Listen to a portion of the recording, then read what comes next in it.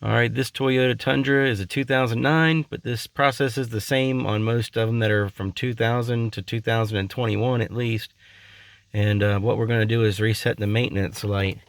So the maintenance light is right here on mine. And it's just a little maintenance indicator. And the way that we're going to reset that is we're going to get to trip A on our odometer here. So we're going to turn this to trip A. Right there.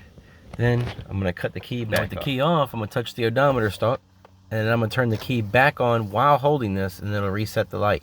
Let's try it out.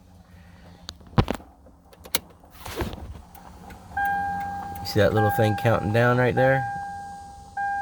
Now I get all zeros.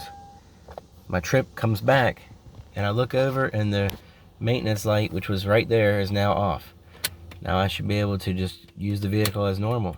See that maintenance light? It cut off now. It's not staying on. So that's how you do it.